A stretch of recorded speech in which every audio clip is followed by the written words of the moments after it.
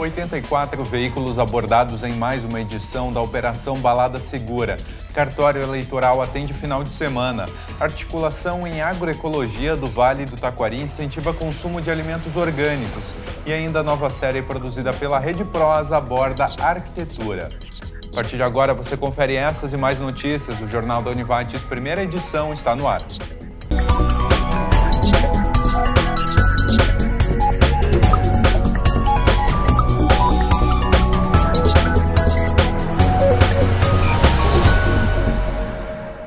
Olá, boa tarde. A chegada do frio no hemisfério sul requer atenção redobrada para as doenças respiratórias como a gripe. Por isso, o Ministério da Saúde lançou o sábado, ou melhor, definiu o sábado como dia D de mobilização nacional da campanha de vacinação. O público-alvo da campanha, que segue até 20 de maio, é de 49,8 milhões de pessoas em todo o país. A vacinação contra a gripe em Lajeado ocorre, por enquanto, somente nos centros de saúde dos bairros Centro, Montanha e São Cristóvão. O motivo, conforme a vigilância epidemiológica, é o pouco número de vacinas. Assim que a Secretaria da Saúde receber mais doses, o atendimento volta ao normal nos demais postos. Quarta-feira foi de fiscalização no trânsito em Lajeado. 7 fiscais participaram da 16ª Operação Balada Segura desse ano na cidade. Ao todo foram 7 horas de abordagens. Mais informações com Ronaldo Hempel. Ontem à noite, os agentes do Departamento de Trânsito de Lajeado realizaram mais uma operação da Balada Segura. Houve blitz em 2 pontos da cidade, um na Benjamin Constant, no bairro Montanha, e outro aqui na rua Bento Gonçalves, em frente à Praça da Matriz. 84 veículos foram abordados. Não foram registrados casos de embriaguez ao volante, mas 11 condutores foram autuados. Entre eles, 3 sem o cinto de segurança, 1 sem carteira de habilitação, 1 com a CNH cassada e ainda 1 transportando crianças de forma indevida. Para o Jornal da Univates, Ronaldo Hempel. Obrigado, Ronaldo. O FIES vai ter inscrições antecipadas e regras mais flexíveis para ajudar a preencher todas as vagas oferecidas. As mudanças foram anunciadas pelo Ministério da Educação e serão implementadas no segundo semestre. Na primeira metade do ano, das 250 mil vagas com financiamento, quase metade não foi preenchida. A inscrição, que no ano passado ocorreu em agosto, será antecipada para o período de 14 a 17 de junho. No dia 31 de maio, serão divulgadas as vagas selecionadas pelo MEC. O resultado do processo seletivo regular sai no dia 20 de junho. Sábado tem mais uma edição da Feira do Peixe Vivo de Estrela. A venda começa às 7 da manhã junto à Praça Professor Henrique Rollard. Cerca de 500 quilos de carpa serão colocados à venda das espécies capim, prateada, cabeça grande e húngara. E a seguir, Cartório Eleitoral vai atender nesse final de semana.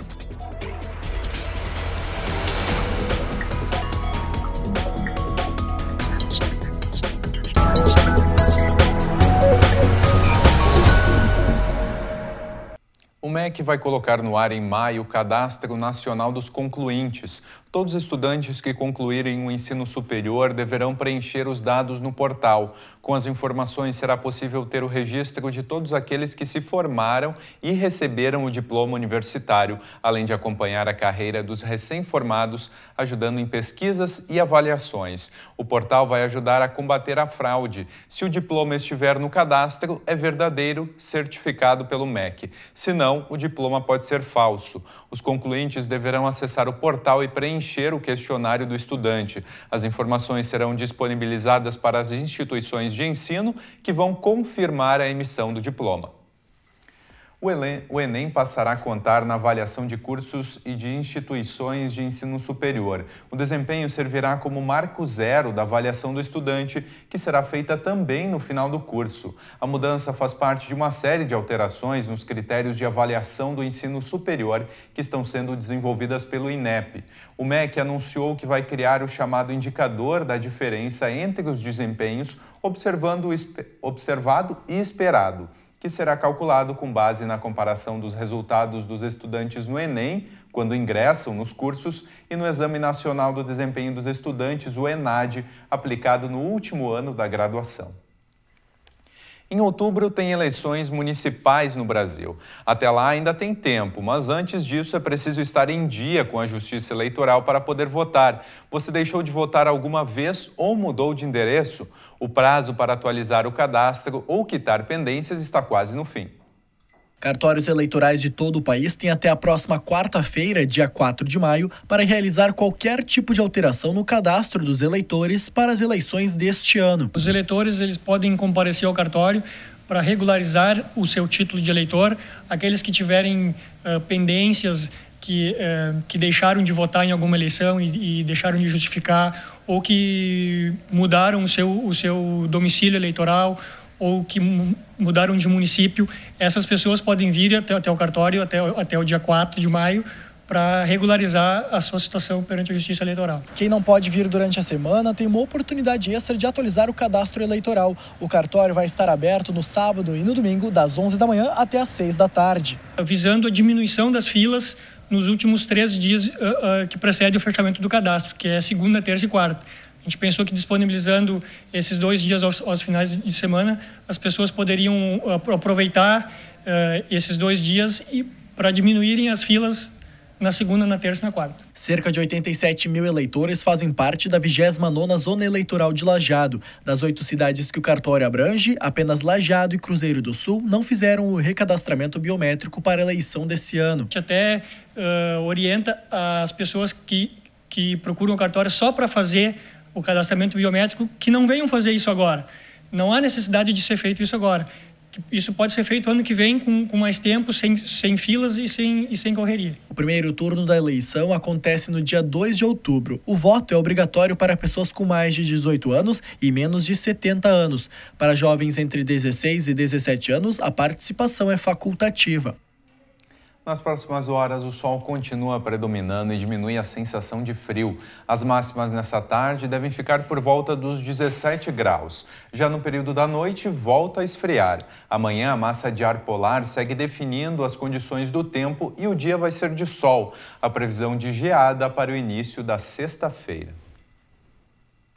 Veja agora, então, as temperaturas para amanhã na região.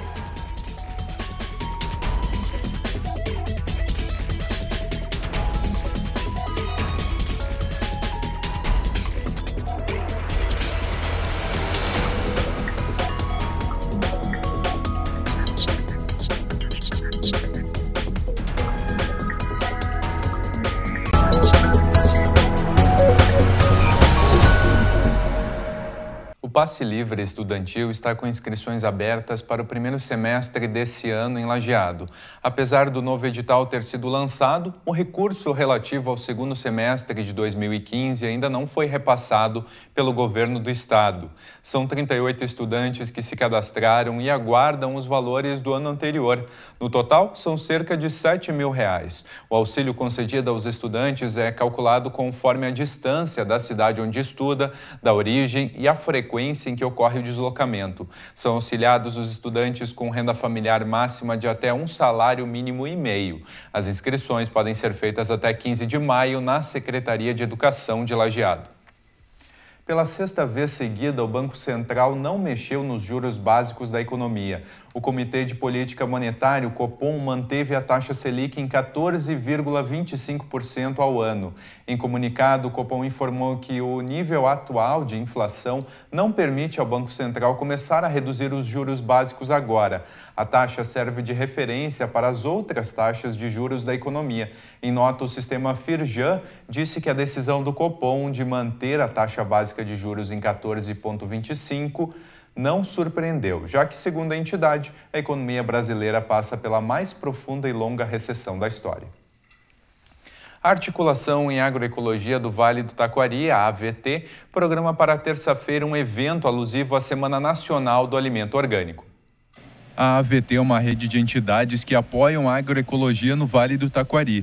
Produtores, instituições de ensino e pesquisa como a Univates, organizações de apoio a agricultores e consumidores como a Animari fazem parte desse grupo. Me preocupo porque vejo na minha família, minha mãe, por exemplo, que é uma pessoa idosa, mas que tem muito vigor, que realiza suas atividades ainda com 87 anos e que sempre teve uma alimentação natural, com alimentos da época, com frutas e hortaliças produzidas pela família e por ela, que também pratica agricultura, mesmo no seu jardim, e que sempre consumiu coisas naturais e fez também os seus pães, os seus biscoitos, suas geleias. Então nós tivemos essa alimentação desde a infância, na verdade. A advogada integra a Associação Ecobé. Fazem cerca de 26 anos que ela se preocupa com o consumo de produtos orgânicos. Já faz muito tempo que eu tive contato com agricultores que produziam dessa forma, que são os Biobau, que se diz em alemão. Numa ocasião, no ano de 1990, quando eu morei lá 1 ano, em que nós visitamos propriedades e tivemos contato com esse tipo de produção, que na verdade é uma opção. A proposta dessa rede de entidades é promover a troca de conhecimentos e de experiências sobre cultivos agrícolas livres de agroquímicos. A importância também de trazer essa discussão a nível de produtor, porque quem usa agrotóxicos, né, precisa se proteger e conhecer os riscos, né, e tentar evitar esse tipo de produto na produção dos alimentos também, né?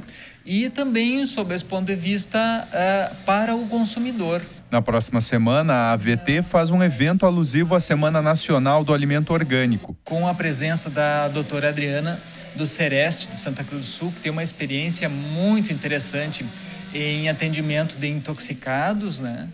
E para dar esse impacto também, né? Para as pessoas perceberem que, na verdade, tem produtos que são muito tóxicos, que estão sendo usados na sociedade, né? E que tem caminhos a percorrer com os orgânicos. A palestra é dia 3 de maio, às 14h, no auditório da UERGS de Encantado. E a seguir, arquitetura religiosa.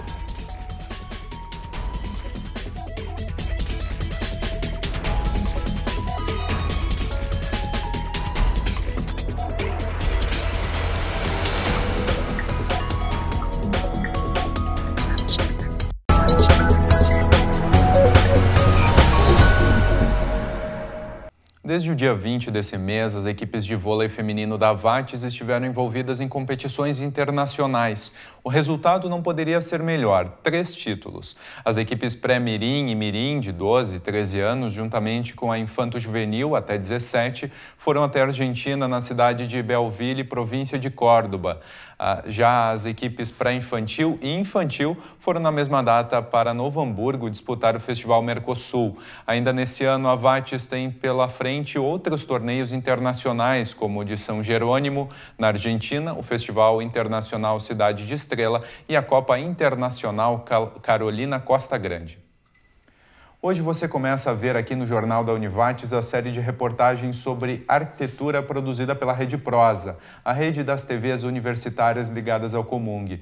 Agora vamos falar de arquitetura religiosa. No Vale do Taquari, 2 edificações partilham algumas semelhanças: material utilizado, a data de finalização e a mão de obra comunitária. Estamos falando do Convento São Boaventura de Imigrante da Igreja de Pedra de Arroio do Meio. Templos religiosos que pouco a pouco se tornam pontos turísticos. A matéria foi produzida pela nossa equipe.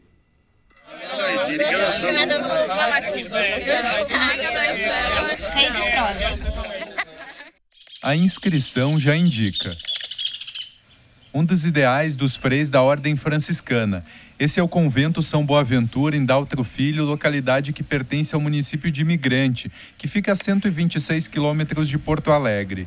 O prédio começou a ser construído no início da década de 40 e só ficou pronto nos anos 50. Todo em pedras grês, material comum na região, mais conhecido como pedra de areia. A obra da construção do convento, ela teve a participação maciça, né, da população aqui de Daltro Filho e mesmo pessoas ao redor, que já tinham bastante experiência no trabalho manual, né, dessas pedras grês aqui. Então era um digamos assim, um dos lucros que as famílias tinham aqui. E aí todo mundo, de certa forma, se empenhava para que essa obra nascesse, crescesse e se concluísse. As pedras, graças a Deus, porque elas são em grande quantidade aqui na região, não mais tanto hoje, mas as pedras, todas elas praticamente saíram do pátio, né, deste mesmo convento, 80% das pedras.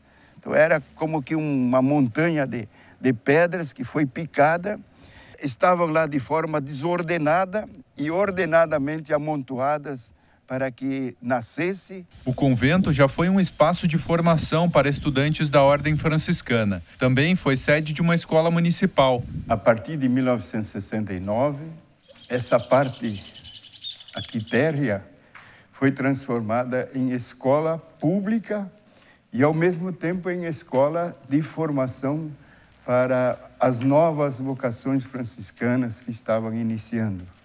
Isso é uma gurizada assim de 9 anos em diante. Os cursos primários estavam aqui. A capela do convento, em estilo holandês, foi projetada por arquitetos gaúchos, mas preserva a memória dos freis que vieram da Holanda. Não existia nenhuma ideia, nenhuma experiência de uma capela com as estalas, né, onde os frades se reuniam para rezar, para cantar. Toda a oração, aliás, era cantada, os salmos, canto gregoriano. Daqui para frente do arco, só podiam entrar os freis, só quem pertencia à ordem religiosa. Leigos, e muito menos mulheres, poderiam pisar aqui, né? Nem na missa, nem em momento nenhum. Isso era exigência, inclusive, de Roma. Então se construiu, inclusive, uma porta aqui no canto que levava diretamente para o noviciado. Eles subiam direto aqui ao lado das estalas, para cima. Hoje, 5 freis moram no convento, responsáveis pela manutenção do local, que tem diversos usos. Essa casa aqui, ela, a partir de 76, ficou sendo um centro de formação nesta linha, de cursos, seminários, retiros, encontros e assim por diante. Praticamente todas as pedras utilizadas na construção do convento foram retiradas do próprio local. E ainda a obra contou basicamente com mão de obra da comunidade.